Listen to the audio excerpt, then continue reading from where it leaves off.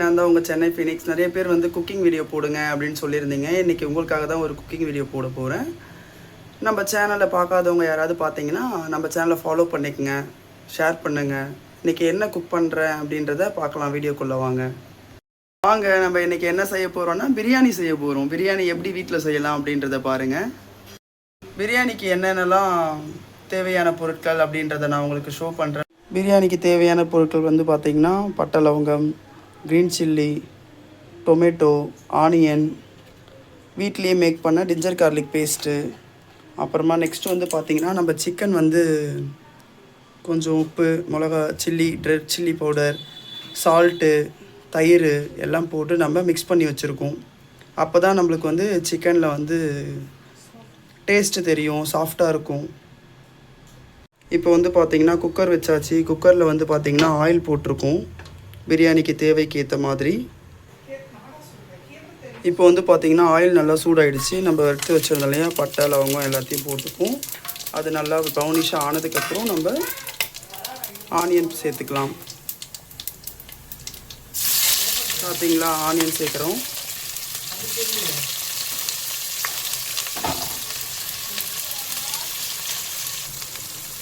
இப்போ பார்த்திங்கன்னா ஆனியன் நல்லா வந்து ப்ரௌனிஷாக ஆகிற வரைக்கும் நம்ம வெயிட் பண்ணணும். அப்போ தான் நல்ல டேஸ்ட் கிடைக்கும். நான் ஏன் உங்களுக்கு ரைஸு அப்பயே காமிக்கல அப்படின்னு பார்த்தீங்கன்னா, ரைஸ் வந்து எப்பயுமே பாசுமதி ரைஸை பொறுத்த வரைக்கும் நம்ம பிரியாணிக்கு ஸ்டார்ட் பண்ணதுக்கப்புறமே நம்ம சோக் பண்ணால் போதும், நம்ம ஊற வச்சா போதும். அதுக்காக தான் நான் வந்து ஃபஸ்ட்டே உங்களுக்கு ரைஸை காமிக்கல.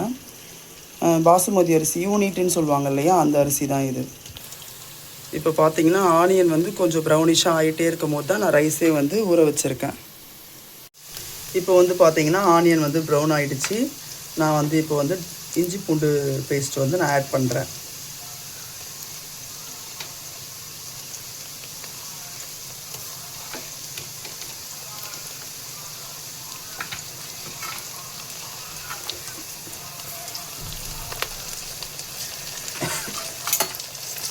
இது நல்லா ப்ரௌன் ஆனதுக்கப்புறம் நம்ம நெக்ஸ்ட்டு வந்து டொமேட்டோ போட்டுக்கலாம்.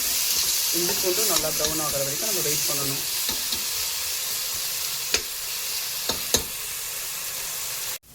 இப்போ வந்து பார்த்திங்கன்னா நல்லா ஜிஞ்சர் கார்லிக் பேஸ்ட் வந்து இஞ்சி பூண்டு பேஸ்ட் வந்து பார்த்திங்கன்னா நல்லா ப்ரௌன் ஆகிடுச்சு. இப்போ நெக்ஸ்ட்டு வந்து நம்ம என்ன பண்ணுறோம் பார்த்திங்கன்னா டொமேட்டோவை வந்து தக்காளி வந்து ஆட் பண்ணுறோம்.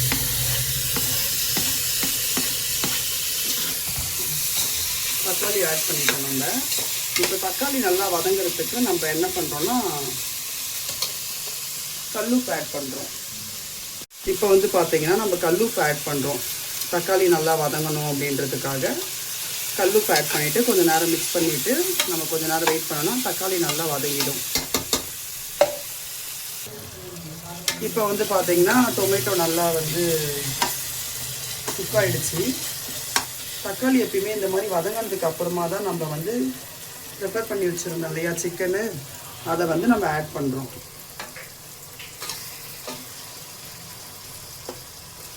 பிரியாணிக்கு வந்து எப்பயுமே சிக்கன் வந்து ஸ்கின்னோட போட்டால் தான் அந்த டேஸ்ட் நம்மளுக்கு எப்பயுமே கிடைக்கும்.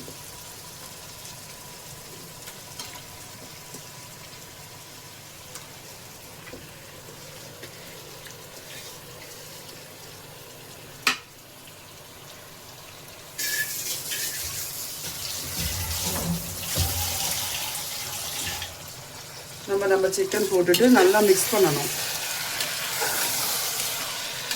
நல்லா மிக்ஸ் பண்ணிவிட்டு கொஞ்சம் நேரம் அப்படியே ஸ்டிம்லேயே வந்து ஒரு 10 நிமிஷம் நம்ம இருந்தோன்னா சிக்கன் கொஞ்சம் வந்து ஆஃப் குக் ஆகிடும். அதுக்கப்புறமா நம்ம மசாலா ஆட் பண்ணிவிட்டு அதுக்கப்புறமா ஒரு 5 மினிட்ஸ் வெயிட் பண்ணிவிட்டு அதுக்கப்புறமா தான் நம்ம ரைஸை ஆட் பண்ண போகிறோம். பார்த்திங்கன்னா மிக்ஸ் பண்ணியாச்சு. ஒரு 10 மினிட்ஸ் அப்படியே இருக்கட்டும். இப்போ வந்து பார்த்திங்கன்னா சிக்கன் வந்து கொஞ்சம் நல்லா குக்காக இருக்குது. இது வந்து என்ன மசாலா அப்படின்னு பார்த்திங்கன்னா கரம் மசாலா. நம்ம வீட்லேயே பண்ண கரம் மசாலா, வீட்லேயே அரைச்ச வந்து ட்ரை சில்லி பவுடர். ஆல்ரெடி நம்ம வந்து இதில் ஆல்ரெடி சில்லி பவுடர் எல்லாமே கொஞ்சம் ஆட் பண்ணியிருக்கோம். நெக்ஸ்ட்டு நம்ம கொஞ்சம் அது பத்தாததுனால திரும்பி கொஞ்சம் ஆட் பண்ணுறோம். ஆட் பண்ணிவிட்டு இதை நல்லா மிக்ஸ் பண்ணணும்.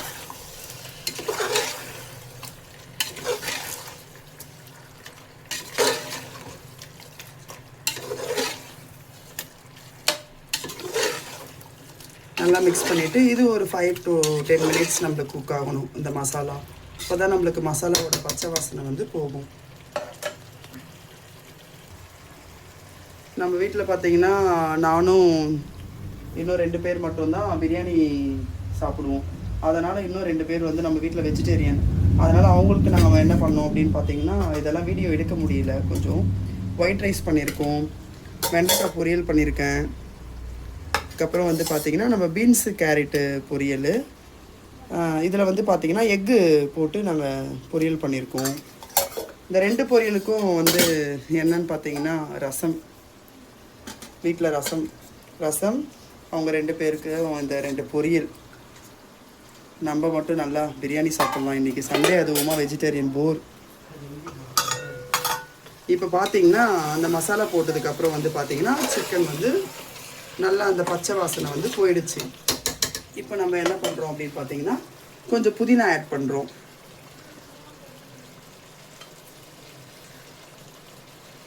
புதினா ஆட் பண்ணி ஒரு 5 மினிட்ஸு புதினா நல்லா குக் ஆகணும். அந்த ஃப்ளேவர் நம்மளுக்கு வரணும், புதினாவோட ஃப்ளேவர்.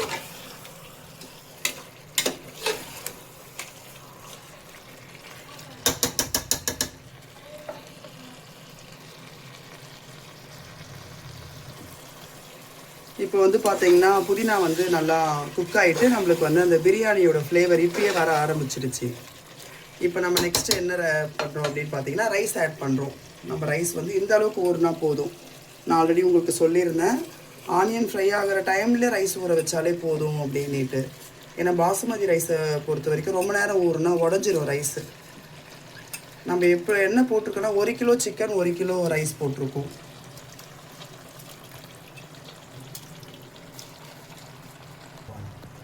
இப்போ வந்து பார்த்திங்கன்னா ரைஸ் நம்ம போட்டாச்சு. ரைஸை நல்லா இந்த மசாலாவோடு நம்ம மிக்ஸ் பண்ணுறோம். நான் வந்து எப்பயுமே சில பேர் குக் பண்ணுறது வந்து பார்த்திங்கன்னா வாட்டர் நல்லா கொதிச்சதுக்கப்புறம் அதுக்கப்புறமா ரைஸ் போடுவாங்க. நான் எப்பயுமே வந்து இப்படி தான் மசாலாலேயே ரைஸை போட்டு நல்லா கொஞ்சம் நேரம் ஒரு 5 மினிட்ஸ் குக் பண்ணுவேன்.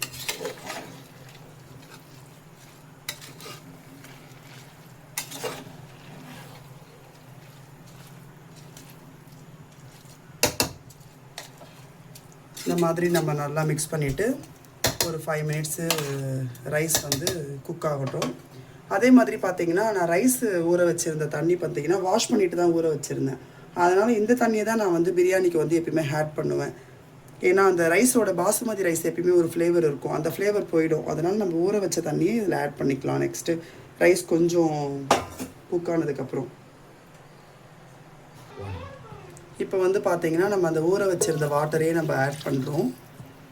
நான் எப்பயுமே பிரியாணிக்கு மெஷர்மெண்ட் பண்ண மாட்டேன். அது எப்பயுமே நம்மளுக்கு வந்து பிரியாணியோட மெஷர்மெண்ட் வந்து சொல்லுவாங்க, பாசுமதி ரைஸ்னால் 1க்கு 1.5 வைங்க அப்படின்ட்டு. அது எல்லாருக்குமே செட் ஆகுமான்னு கேட்டிங்கன்னா கண்டிப்பாக நிச்சயமாக கிடையாது. ஏன்னு கேட்டிங்கன்னா நம்ம சிக்கன் குக் ஆகும் போதே சிக்கன்லேருந்து கொஞ்சம் வாட்டர் வரும். நம்ம ஆனியன் டொமேட்டோ குக் பண்ணும்போது அதிலேருந்து கொஞ்சம் வாட்டர் வரும். அப்போ ரைஸுக்கு நீங்கள் 1க்கு 1.5 வச்சிங்கன்னா வாட்டர் வந்து அதிகமாகிடும். நான் உங்களுக்கு ஈஸியாக ஒரு விஷயத்த வந்து நான் இப்போ உங்களுக்கு சொல்கிறேன். இப்போ வந்து பார்த்திங்கன்னா கொஞ்சம் தண்ணி, அந்த தண்ணியை நம்மளுக்கு ஊற வச்ச தண்ணி பத்தலை அப்படின்றதுனால எக்ஸ்ட்ரா கொஞ்சம் தண்ணி வந்து நான் ஆட் பண்ணுறேன். நம்ம தண்ணி ஆட் பண்ணிவிட்டு நல்லா மிக்ஸ் பண்ணி பார்த்தோன்னா நம்மளுக்கு வந்து அந்த தண்ணி அளவு வந்து தெரிஞ்சிடும்.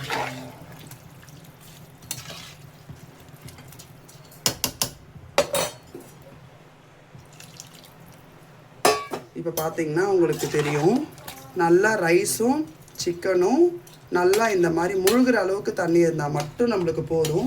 எக்ஸ்ட்ரா நம்மளுக்கு தண்ணி வச்சிங்கன்னா ரைஸ் குழஞ்சிரும். இந்த தண்ணி இருந்தாலே போதும், நம்மளுக்கு வந்து பிரியாணி வந்து நல்லாவே இருக்கும்.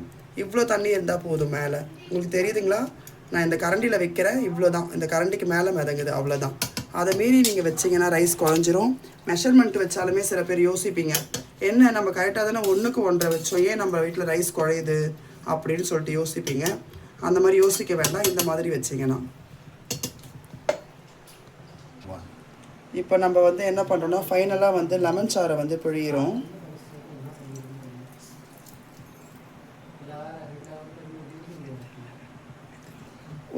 ஒரு லெமன் போட்டால் போதும். லெமன் சைஸுக்கு ஏற்ற மாதிரி போடணும்.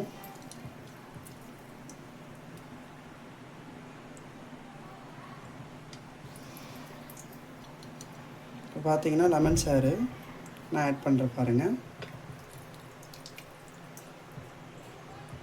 ஆட் பண்ணிவிட்டு நம்ம நல்லா மிக்ஸ் பண்ண வேண்டியது தான்.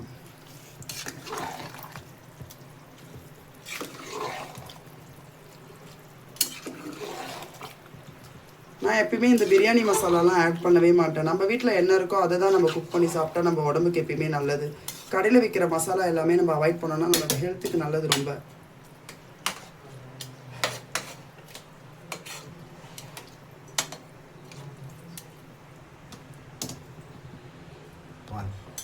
இப்போ வந்து பார்த்திங்கன்னா ரைஸ் வந்து கொதிக்க ஆரம்பிச்சிடுச்சு, உங்களுக்கு தெரியுதுங்களா? இப்போ வந்து நம்ம கொஞ்சம் மீடியம் ஃப்ளேமில் வச்சுட்டு நம்ம க்ளோஸ் பண்ணிடலாம்.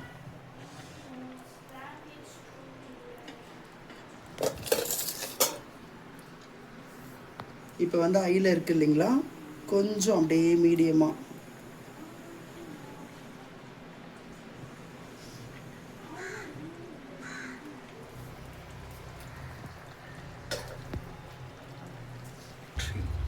இப்போ வந்து பார்த்திங்கன்னா நம்ம குக்கரை வந்து க்ளோஸ் பண்ணுறோம்.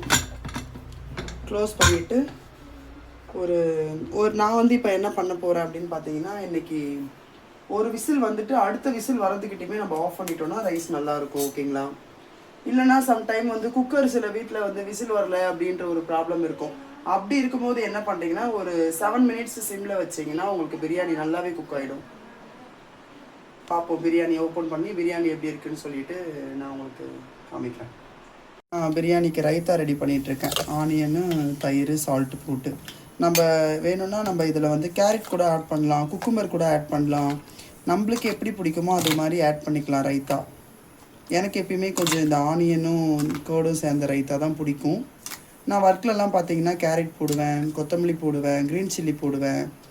அந்த மாதிரி நம்மளுக்கு ஏற்ற டேஸ்ட்டுக்கு நம்ம ரைத்தா ரெடி பண்ணிக்கலாம். அப்புறம் பிரியாணிக்கு எப்பயுமே நம்ம வந்து எக்கை வந்து சாப்பிடுவோம். அதனால் நான் வந்து எக்கு பாயில் பண்ணி வச்சுருக்கேன்.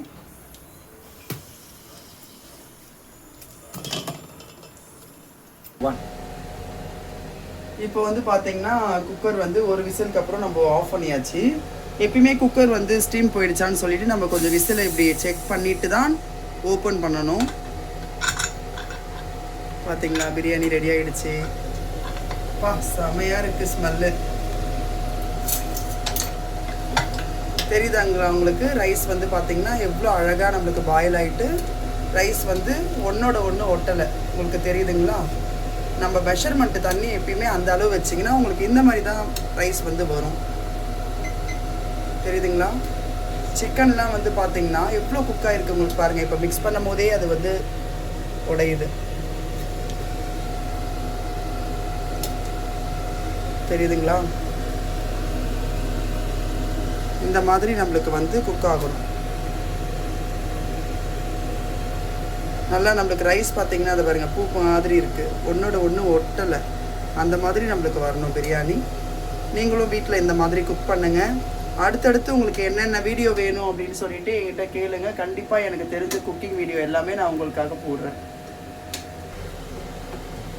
இப்போ பார்த்தீங்கன்னா நம்மளுக்கு சாப்பிட தட்டில் போட்டாச்சு.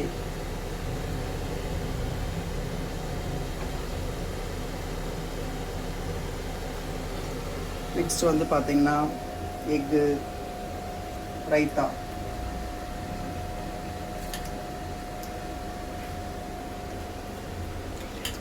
வாங்க சாப்பிட போகலாம். செம்ம டேஸ்ட்டுங்க. நீங்களும் வீட்டில் சமைச்சு பாருங்கள். கண்டிப்பாக இந்த டேஸ்ட் வரும்னு நான் எதிர்பார்க்குறேன். நீங்களும் வீட்டில் குக் பண்ணிவிட்டு எப்படி இருக்குது அப்படின்றத எனக்கு கமெண்ட் பண்ணுங்கள். நெக்ஸ்ட்டு நம்ம அடுத்த வீடியோவையும் சந்திப்போம். சரிங்களா? மறக்காமல் நம்ம வீடியோ வந்து ஷேர் பண்ணிக்கோங்க, ஃபாலோ பண்ணிக்கோங்க. நெக்ஸ்ட்டு என்னென்ன வீடியோ வருதுன்றதை கண்டிப்பாக மறக்காமல் பாருங்கள்.